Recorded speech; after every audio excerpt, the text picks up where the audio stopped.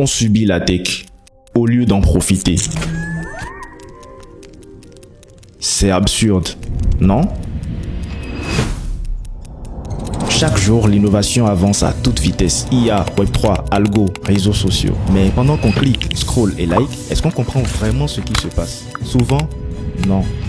On consomme, on suit la vague, mais sans décoder ce qu'elle transporte.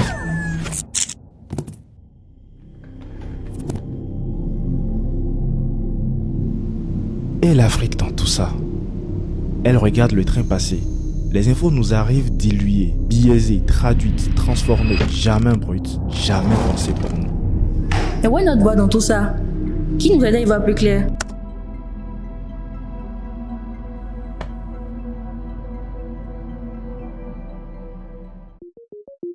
Aujourd'hui, nous vivons une accélération technologique sans précédent.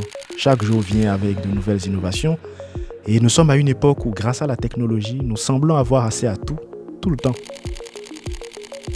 Paradoxalement, nous sommes tout aussi perdus, plus que jamais. C'est plutôt l'histoire d'une remontée spectaculaire et dans ChatGPT. Comment se débrouille chacun d'entre nous individuellement pour se retrouver dans ce flot d'informations, de nouveaux outils à maîtriser, de nouvelles manières de communiquer, de travailler, de penser? Le constat est sans appel, la technologie avance beaucoup plus vite que notre compréhension collective. J'ai fait ce constat il y a 1 an. Et depuis 1 an, ce constat m'a donné la mission d'apporter un regard critique sur l'impact des technologies numériques sur nous, notamment en Afrique à travers Tech Week.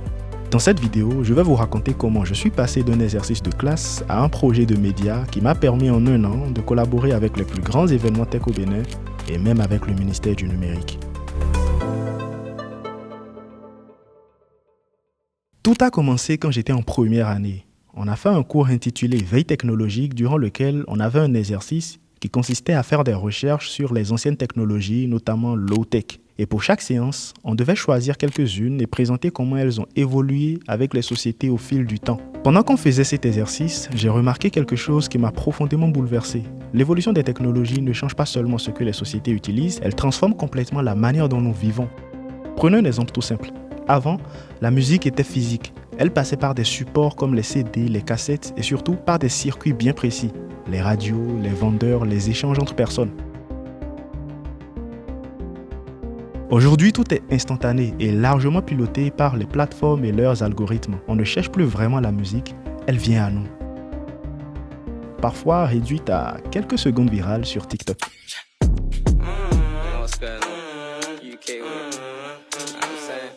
Sans s'en rendre compte, notre manière de découvrir la musique, de la consommer et même de la valoriser a complètement changé. Prenons un autre exemple.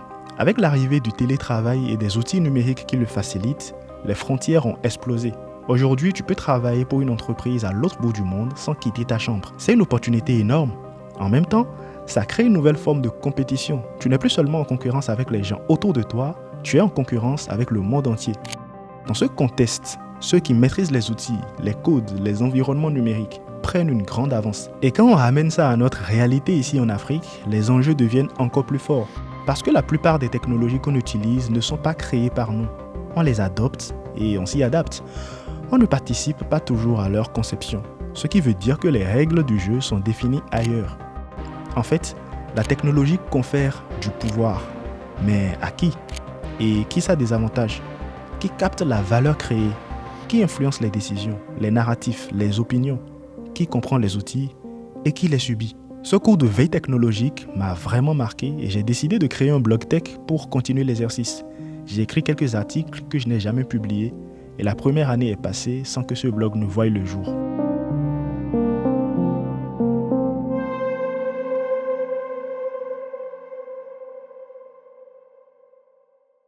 Puis en 2e année, on a eu un cours de marketing digital durant lequel on demande à chaque étudiant de créer un projet personnel qui lui tenait à cœur et en faire la promotion sur les réseaux sociaux avec des stratégies de marketing digital. Je me suis dit que c'était le moment de lancer mon blog et j'ai fait un sondage rapidement pour savoir sur quel sujet les gens voulaient consommer du contenu tech et surtout dans quel format. Je ne voulais vraiment pas limiter mon projet aux compétences que j'avais en ce moment-là. Les résultats à ce sondage m'ont permis de clarifier ce que je devrais faire. Pas un simple blog, mais plutôt un média d'éveil de conscience sur la tech avec du contenu vidéo. C'est alors que j'ai écrit pour la première fois de ma vie un script. J'ai appelé quelques potes et on a réalisé ce teaser. En 24 heures, la vidéo a fait plus de 8000 vues et le compte a obtenu 200 abonnés. C'est à ce moment précis que j'ai été convaincu qu'il fallait mettre sérieusement de l'énergie dans ce projet. Le teaser n'a pas généré que des réactions et des vues. Elle a touché une grande boîte tech basée en France et en Côte d'Ivoire, Canary. Et cette rencontre va complètement changer la trajectoire du projet.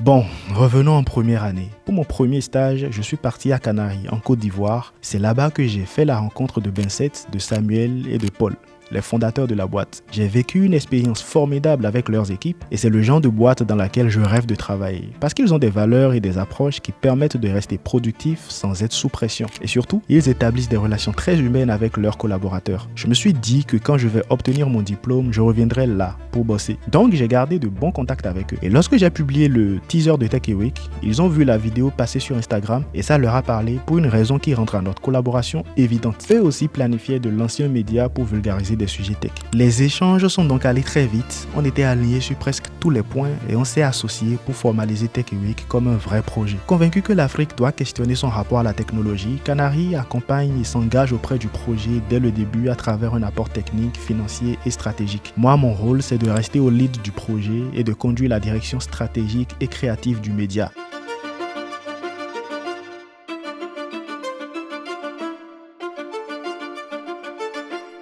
Maintenant, j'avais toutes les conditions nécessaires pour faire fonctionner Tech Week. Je me suis jeté à l'eau en participant au Cyber Africa Forum. J'ai demandé une accréditation en tant que CEO de Tech Week. Je tremblais presque derrière mon écran. Mais bon, ils m'ont répondu, ils m'ont donné un badge et j'y suis allé. C'était la première fois de ma vie que je tenais une caméra et que je représentais un média. C'était une sensation particulière. J'avais un peu le syndrome de l'imposteur, mais j'ai approché les gens et j'ai réalisé qu'avec un micro et une caméra, on peut facilement parler avec n'importe qui et créer des interactions. Puis je suis rentré et avec mon pote Staline, on a monté la vidéo, très appréciée par beaucoup de gens. Je savais désormais que ce que je disais, ce que je racontais, ce que je voulais montrer à travers les contenus sur Tech Week était pertinent et parlait aux gens. Mais j'avais pas encore les compétences techniques qu'il fallait pour pouvoir réaliser des vidéos.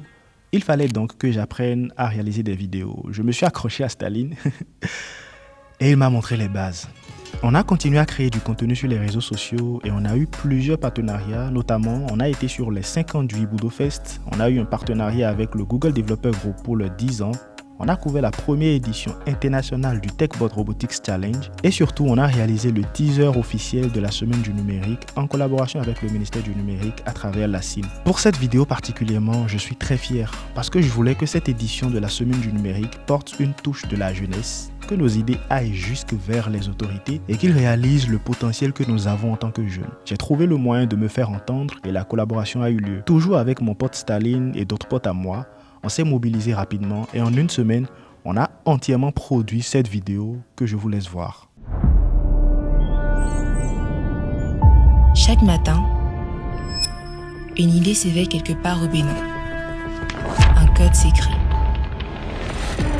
Une image prend vie. Un rêve se connecte au monde. Ici, ce sont des visages, des volontés, des talents, jeunes et fougueux. Ici, c'est oser. Pour façonner un avenir qui nous ressemble. Dans nos écoles, nos ateliers, nos médias, une génération invente de nouvelles manières de penser, de créer, de partager. Le Bénin s'éveille, connecté, curieux et créatif. Le futur n'est plus ailleurs, il se construit ici, ensemble. À la SONAM, nos idées se rencontrent, nos voix s'élèvent et nos rêves s'unissent pour bâtir un Bénin numérique.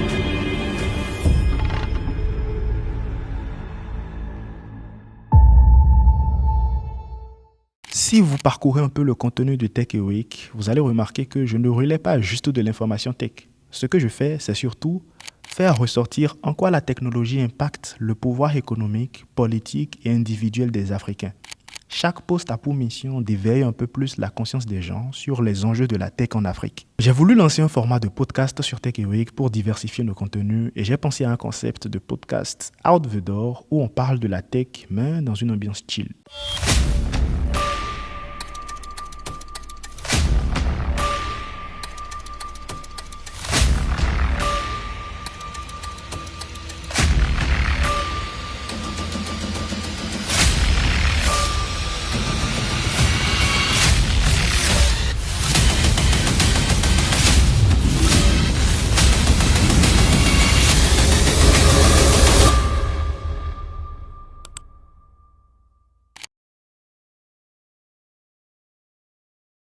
Aujourd'hui, Tech Eureka a 1 an.